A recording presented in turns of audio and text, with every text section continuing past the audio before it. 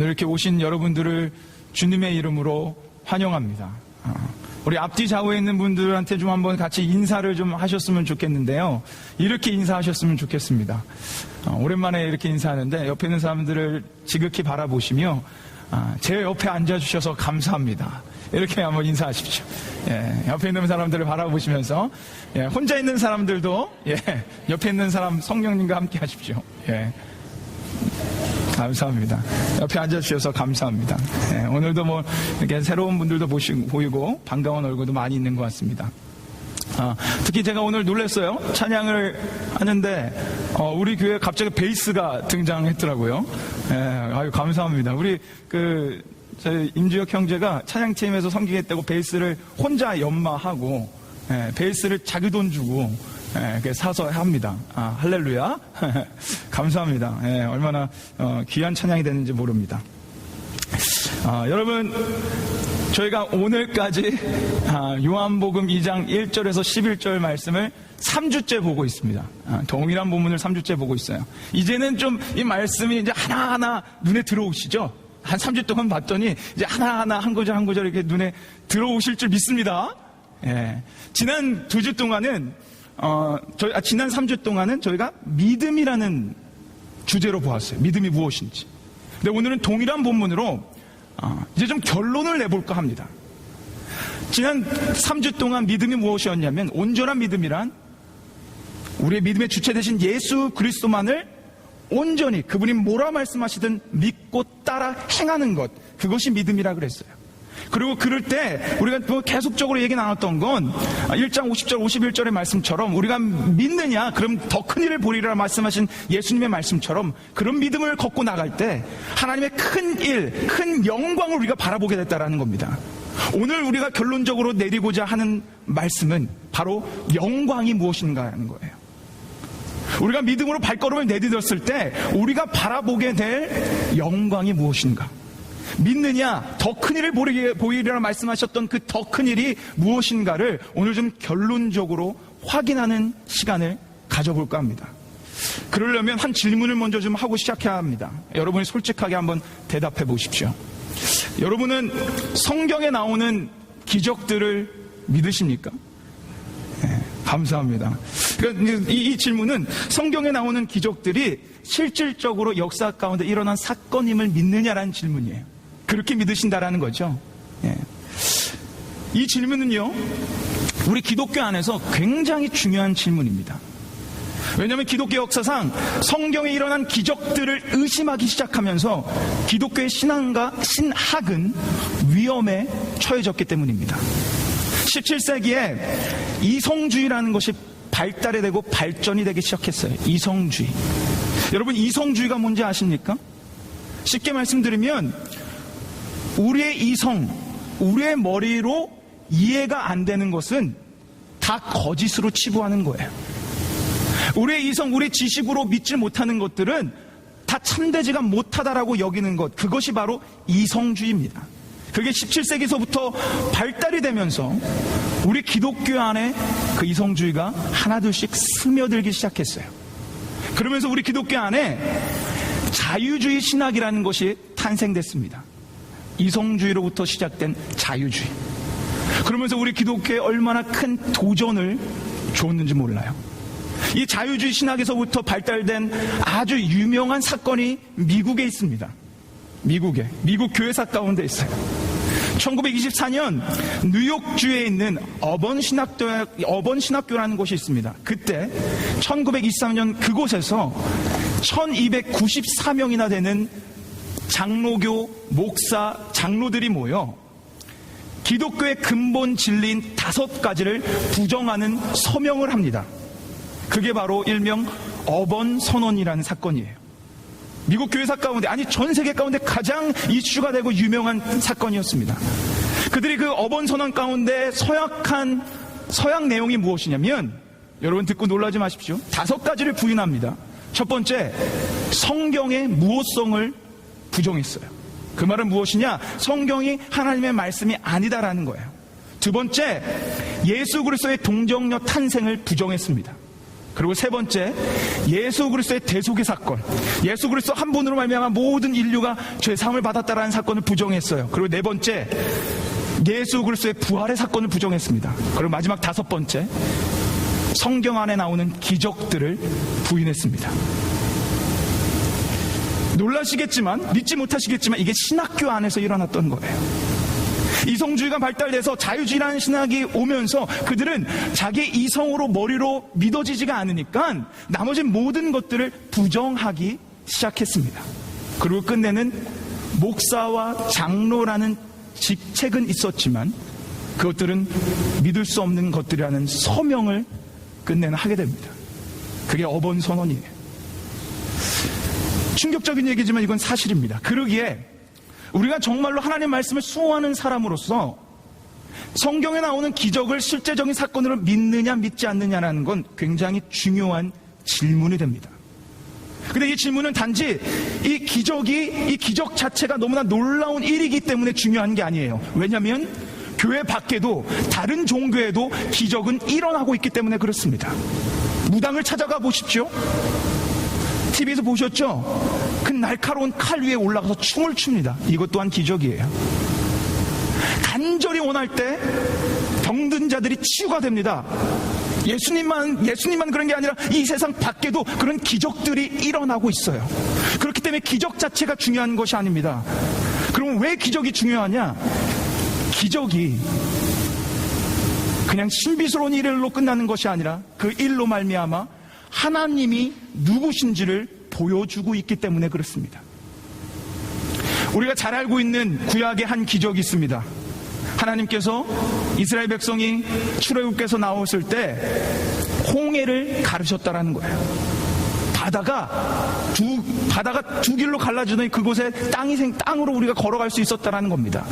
이 사건은 단지 하나님이 와 놀라운 일을 일으키셨네 라고 끝나는 것이 아니라 하나님만이 유일한 구원자며 하나님만이 창조주라는 것을 보여주는 사건입니다. 이스라엘 백성이 40년 동안 출애굽했습니다. 40년 동안 광야를 상할할 때 그들이 먹고 즐겼던 게 무엇입니까? 만나와 메추라기입니다. 하나님께서 40년 내내 만나와 메추라기를 부어주셨어요. 그것은 그냥 단지 하나님께서 만나와 메추라기를 주시는 그런 기적을 베푸시는 하나님이라는 것이 아니라 우리를 먹이시고 키우시고 이끄시는, 우리를 실질적으로 먹이시는 그 하나님이시라는 것을 보여주는 사건입니다. 여러분, 기적이 중요한 이유는 그 기적 자체가 신기한 것이 아니라 그 기적을 통해 드러나는 하나님의 영광 때문에 중요한 거예요. 기적을 믿지 못하면, 이것을 사실로 믿지 못하면 이 영광을 바라보지 못합니다. 그래서 오늘 본문은요, 기적을 기적이라 부르지 않습니다. 우리는 쉽게 얘기합니다. 요한복음 2장은 물이 포도주로 된 기적이라고. 그건 우리의 말이에요. 하나님의 말씀은요, 오늘 본문을요, 오늘 이 사건을 기적이라고 부르지 않습니다. 그럼 뭐라고 부르는지 아십니까?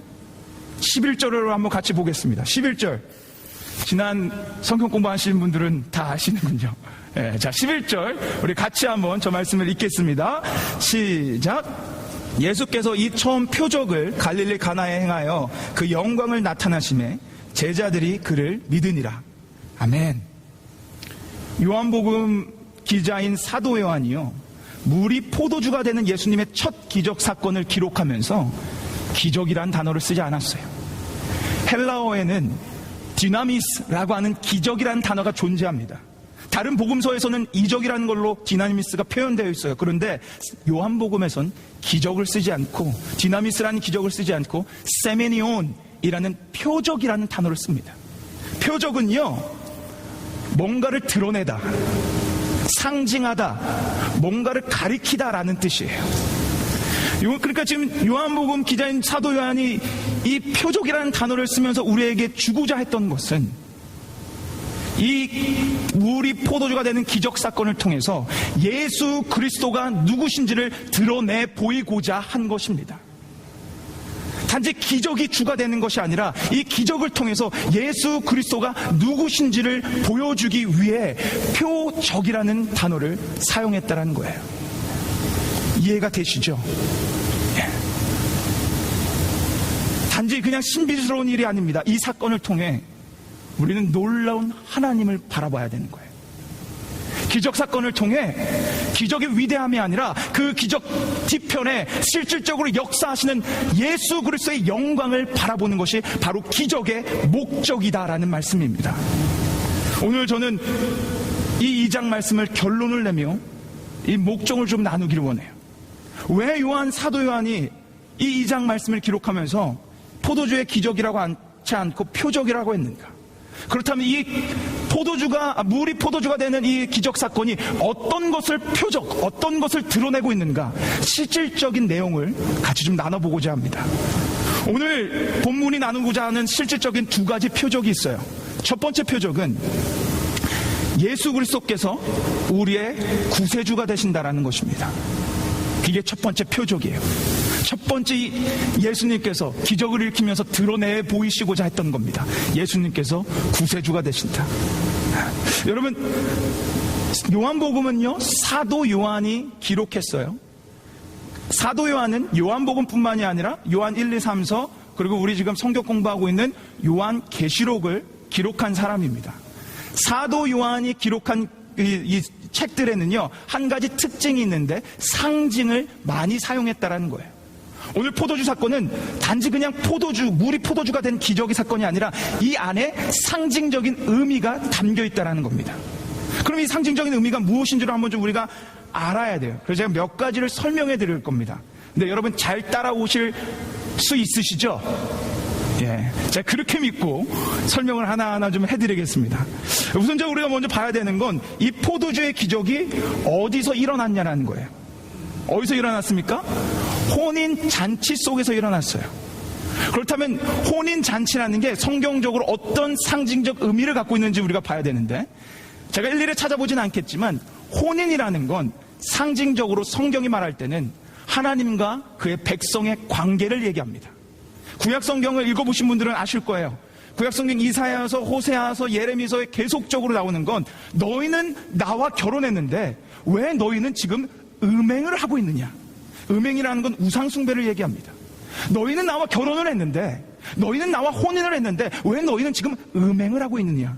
이 말씀을 계속적으로 합니다. 그리고 마태복음 25장에 보시면 아까 우리 집사님께서 기도도 하셨지만 10명의 등을 든 처녀가 나오고 오실 신랑인 예수 그리스도가 나오십니다. 그걸 통해서 우리를 신부로 또 예수 그리스도를 신랑으로 우리가 예수님과 한 몸을 이루어야 되는 그런 혼인을 관계를 맺어야 되는 우리 백성임을, 그런 관계를 유지해야 되는 그런 우리들임을 성경이 계속적으로 우리에게 보여주고 있다는 거예요.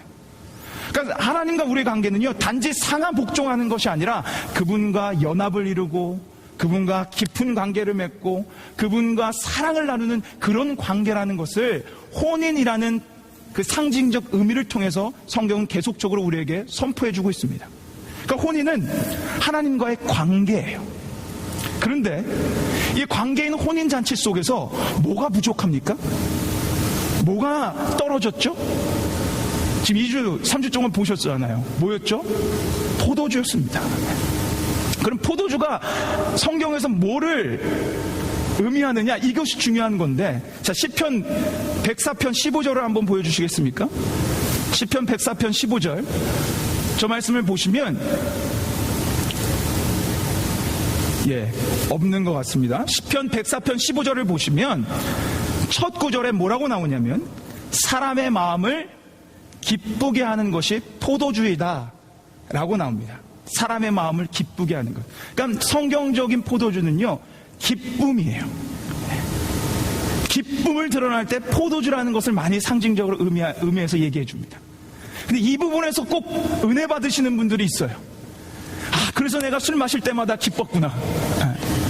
지금 웃고 있는 저 뒤에 있는 음침한 우리 형제들. 그래서 내가 이 포도주를 마실 때마다 기뻤구나. 맞아요. 포도주는 기쁨을 상징합니다. 그런데 여러분이 생각하는 쾌락의 기쁨이 아니에요. 자, 이 기쁨을 상징하는 포도주가 혼인 잔치 가운데 떨어졌다라는 거예요. 무엇을 의미합니까? 하나님과 우리의 관계가 있어야 되는데, 그 사랑하는 관계가 있어야 되는데, 그 관계가 지금 우리의 죄로 인해서 끊어졌다라는 거예요. 하나님과의 이 관계가, 이 기쁨의 관계, 결혼을 해서 이 사랑에 충만한 관계, 이 관계가 지금 완전히 나락으로 떨어졌다라는 것을 우리에게 상징적으로 보여줍니다. 그런데 여기서 이 포도주가 떨어지며 하나님과의 기쁨이, 이 관계 기쁨이 떨어진 이 상태에서 이 문제를 가지고 누구에게 나아갔습니까? 예수님에게 나아갔어요. 여기가 중요한 포인트입니다. 하나님과의 관계가 끊어지자 이 관계의 문제를 가지고 다른 곳으로 나간 것이 아니라 이 관계의 문제를 가지고 예수 그리스도에게 나아갔다라는 거예요. 그리고 그분이 이 관계의 문제를 회복시켜 주십니다. 그것을 뭐로 회복시켜 주십니까? 포도주를 만들어 주시는 거예요.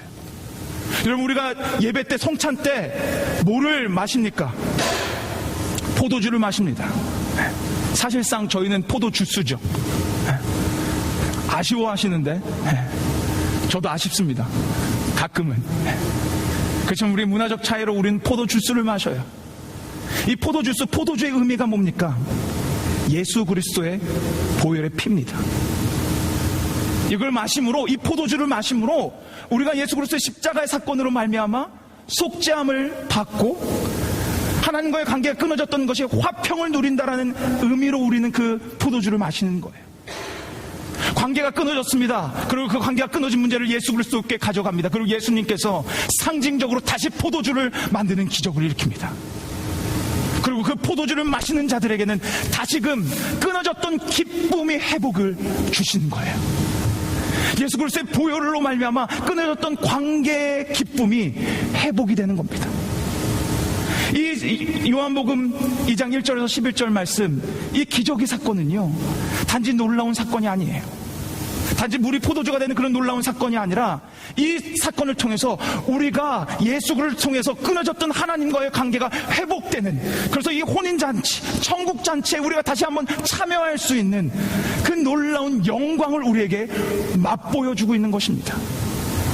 그렇기 때문에 이 포도주의 기적 사건을 제일 처음 2장에 기록해 놓은 거예요. 예수 그리스도께서 이런 분이시다. 예수 그리스도께서 너희의 관계를 회복시켜 주실 그런 구세주이시다라는 것을 오늘 말씀을 통해서 우리에게 보여주고 계신 겁니다. 두 번째 또 표적이 있습니다. 두 번째 표적. 이 두 번째 표적은 예수님께서 만물의 주인 되신 창조주 하나님이시라는 거예요. 이게 오늘 기적이 보여주는, 표적이 되어 보여주는 사실입니다. 예수님께서 만물의 주인 되신 창조주 하나님이시라는 거예요. 여러분, 오늘 본문에서 뭐가 포도주로 바뀝니까? 물이 포도주로 바뀝니다. 이런 기적이 가능한 기적입니까? 불가능한 기적입니다. 그냥 이 포도주가 어떤 맛과 향만 낸 게 아니고 진짜 포도주가 됐어요. 이것을 좀 더 극화시키기 위해서, 더욱더 이걸 드러내기 위해서 그 사도 요한은 몇 가지를 기록하는데 6절을 먼저 한번 보시겠습니까? 자, 6절 우리 한번 같이 읽어보겠습니다. 같이 읽겠습니다. 시작. 거기 유대인의 결례를 따라 두세 통 드는 돌항아리 6을 놓였는지라. 자, 여기서 말하는 항아리가 우리가 지난주에 봤던 하인들이 물을 떠온 항아리예요. 근데 이 항아리가 무슨 항아리였습니까? 결례를 따라 행하는 항아리였어요. 결례란 무엇인가? 유대인들 문화 가운데는요, 밥 먹기 전에 꼭 바깥에 나갔다 오면 손발을 씻어야 됐습니다. 먼지가 너무 많기에. 정결식을 행했어요. 그러니까 이 집집마다 이 항아리에다 물을 담는 이런 정결식을 행하는 항아리들이 놓여 있었던 거예요. 이 항아리에는요, 다른 것을 담지 않습니다. 물만을 담습니다. 물만을 담아요. 포도주가 담겨 있었던 항아리가 아닙니다. 물만 담겨 있었던 항아리입니다. 그 항아리에다 물을 담아서 떠다 주는 거예요. 그 두 번째 더욱더 우리에게 효과적인 말씀을 보여주는 게 있어요. 자, 9절. 자, 9절 초반절을 한번 보십시오. 9절 초반절에 보시면 연회장은 물로 된 포도주를 맛보고, 자, 연회장이 무엇을 마십니까? 연회장이 무엇을 마셨어요? 물로 된 포도주. 근데 영어로 보십시오. 영어로 한번 봐보세요. 영어로 보시면 The master of the banquet tasted the water예요. 연회장은요, 어떤 마법을 통해서 어떤 효과적인 걸 통해서 포도주가 된 것을 마신 게 아니라 떠온 물을 마셨습니다. 하인이 떠올 때까지 물이었어요. 그리고 그걸 받고 연회장이 입에 대기 전까지도 물이었습니다. 근데 이 물이 연회장 입속으로 들어가는 순간, 그 순간 포도주가 됩니다. 어떤 마술적인 거, 어떤 과학적인 것이 낄래야 낄 수가 없어요. 그냥 물과 포도주, 이 본질적인 게 변화가 되는 것입니다. 여러분, 물은요 H2O예요. 그리고 포도주는 알코올입니다. 뭔지 아십니까? C2H5OH예요. 제가 과학을 못해서 이걸 좀 알아봤는데, 여러분 잘 생각해 보세요. 과학을 아시는 분들 한번 잘 생각해 보세요. H2O가 그냥 저절로 C2H5OH로 바뀐다라는 게 말이 됩니까? 그건 절대로 불가능한 일이에요. 지금 현재 이 과학이 엄청나게 발전했다 그래도 어떤 장치를 통해서는 할 수 있을지 모르겠지만 저절로 순간적으로 바뀔 수는 없습니다. 그럼 누구만이 할 수 있습니까? 오직 무에서 유를 창조하신 창조주 하나님밖에 할 수 없어요. 오직 무에서 유를 만드신 창조주 하나님만 이것을 할 수 있다는 거예요. 본질이 완전히 뒤바뀌는 역사는 우리 하나님밖에 할 수 없다는 겁니다. 그것을 우리가 이 메시지를 통해서 우리에게 보여주시는 거예요. 단지 구세주만이 아니라 우리가 믿는 예수님은 만물의 주인이시기 때문에 이 모든 만물을 컨트롤할 수 있는 능력과 권세를 가지고 있다, 이 말입니다. 그래서 여러분, 이 부분이 중요해요. 지금 제가 말씀드릴 이 부분이 중요합니다. 그래서 예수님께서 창조주 하나님이시기에 그러시기 때문에 우리가 그분의 보혈로 깨끗함을 입어 의인이 되는 거예요. 여러분 잘 들으세요. 이 부분이 중요한 거예요. 그 부분이 우리가 믿는 예수 그리스도께서 창조주 하나님, 만물을 컨트롤하시고 주인 되신 분이시기에 우리가 그분을 믿을 때 우리의 본질이 변화되는 거예요. 우리의 본질은 무엇이었습니까? 태어나는 순간부터 결정되어 있었어요. 그게 무엇이냐? 우리는 죄인이었습니다. 이 사망의 법에서 해결할 사람이 단 한 명도 없었습니다. 그래서 우리는 죄인으로 태어난 본질을 갖고 있었어요. 근데 이 본질을 구원자 되시고 창조주 되신 우리 주 예수 그리스도께서 완전히 뒤바꿔 주시는 거예요. 우리 본질이 변화되는 겁니다.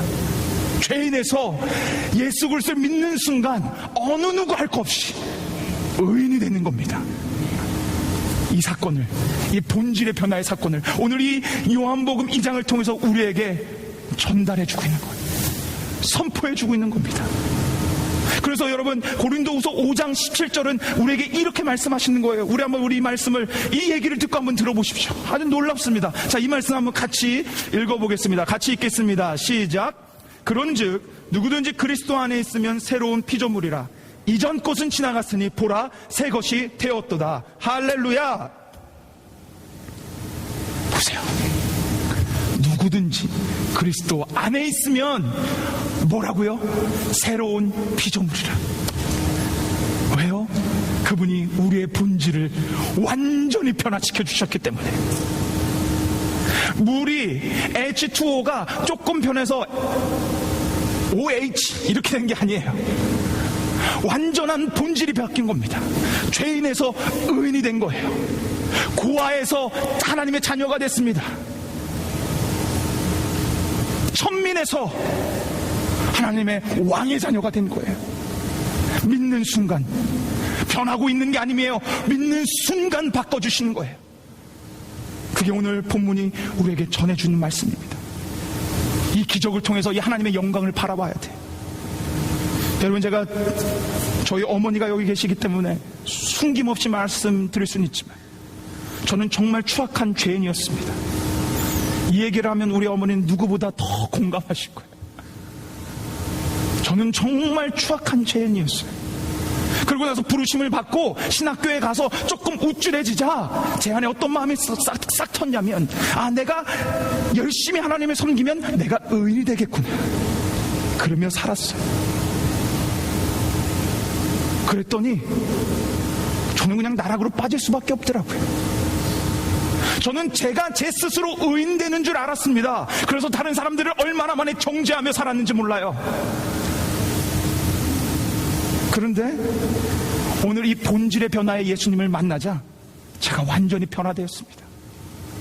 내 의가 아니라 내가 예수님을 만나는 순간 이 기적을 나에게 행하시는구나.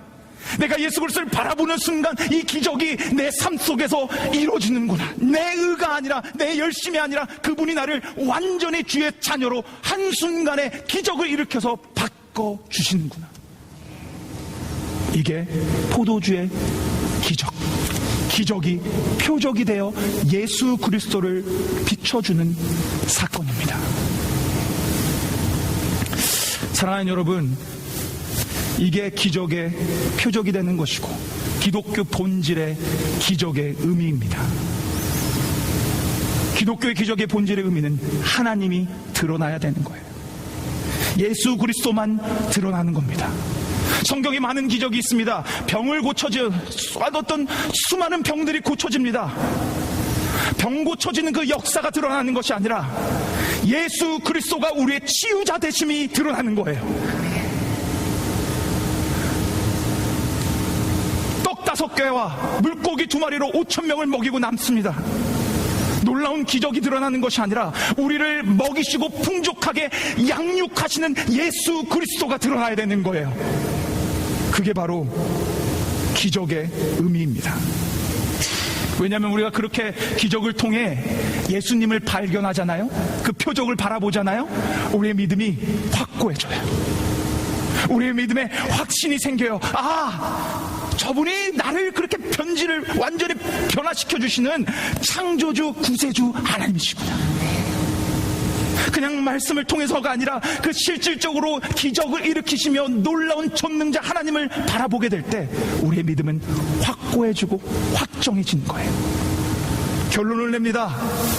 우리가 지난 3주 동안 믿음에 대해서 정말로 우리가 아주 엑기스만 계속 얘기 드렸어요. 우리가 진짜 예수 그리스도만 바라보며 그분이 뭐라 말씀하시든 우리가 그 말씀으로 믿음으로 발걸음을 행할 때 하나님은 큰 일을 보여주시는데, 그 큰 일이란 내가 잘 먹고 잘 살고 내가 어떤 큰 자가 되는 것이 아닙니다. 여러분 착각하지 마십시오.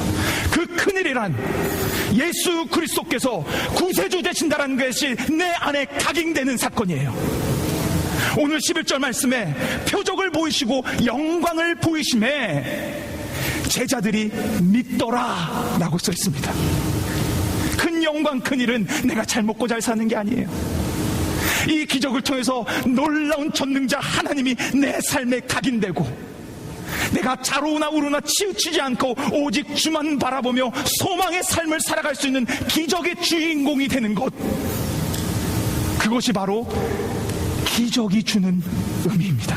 그리고 그것이 바로 믿음의 결론적으로 우리에게 부어주시는 영광이에요. 사랑하는 사랑교회 성도 여러분, 이 물이 포도주가 된 첫 번째 표적, 이 사건을 진정 믿으십니까? 2분 믿었습니다. 다시 묻겠습니다. 이 물이 포도주가 되는 기적 사건을 믿으십니까? 그렇다면 그냥 물이 포도주 된 것만 믿는 것이 아니라 그 속에 표적이 되어 드러나는 예수 그리스도, 하나님과 나의 관계를 회복해 주시는 화평의 예수 그리스도, 모든 만물을 주관하셔서 나의 본질을 완전하게 변화시켜 주시는, 그래서 죄인에서 의인 만들어주시고 고아에서 하나님 자녀 만들어주시고 이 놀라운 하나님의 기적, 창조주 하나님 되심을 믿고 만나서 그런 인생을 누리며 살아가는 그 기적의 주인공들이 여러분과 제가 되기를 주님의 이름으로 축원합니다. 우리 시간 함께 같이 찬양하며 기도했으면 좋겠어요. 특별히 오늘 주신 말씀을 한번 기억하며 우리가 한번 진정으로 한번 기쁨으로 또 우리의 마음으로 찬양했으면 좋겠습니다. 여러분, 이게 기적의 이유고 우리가 믿음으로 바라봐야 되는 이유예요. 우리에게 떡이 떨어져서 믿음을 갖고 나가는 게 아닙니다. 이 놀라운 하나님의 영광을 바라볼 때 내가 기적의 주인공이 돼요. 놀라운 예수 그리스도를 바라볼 때 내가 완전히 본질이 변화 변화된 기적의 주인공이 된다 이 말입니다. 저는 여러분이 그런 기적의 주인공들이 되길 주님의 이름으로 축원합니다. 그렇게 기적의 주인공이 됐다라는 찬양의 고백입니다. 십자가에서 나를 완전히 변화시켜 주셨습니다 라는 찬양의 고백이에요. 몇 번 우리가 했습니다. 이 찬양 한번 고백하면서 오늘 이 포도주의 사건을 통해 하나님, 내가 이렇게 변화되고 또 이런 기적의 주인공으로 삶을 살아가겠습니다 라고 감사와 결단을 올려드리는 시간 되기를 소망합니다. 우리 함께 찬양합시다. 십자가에서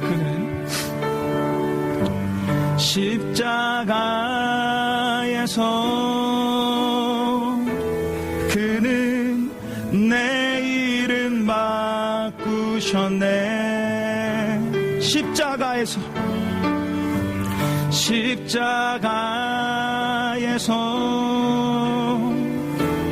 그는 내 일은 바꾸셨네. 여기서 바뀐 거예요. 고아에서 아들로, 고아에서 아들로, 거절에서 용납으로, 거절에서 용납으로, 죄인에서 의인으로, 죄인에서 의인으로, 아멘.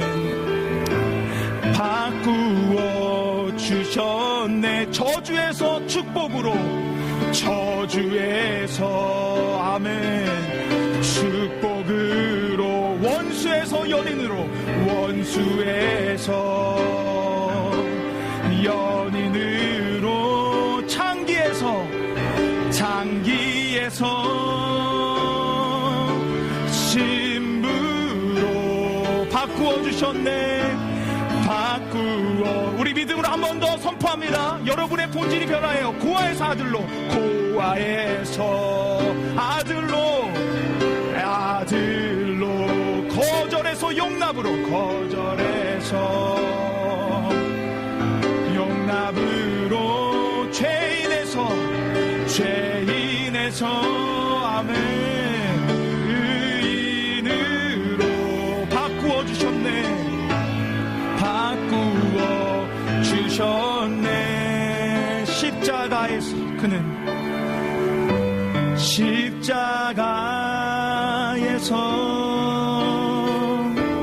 그는 내 일은 바꾸셨네. 십자가에서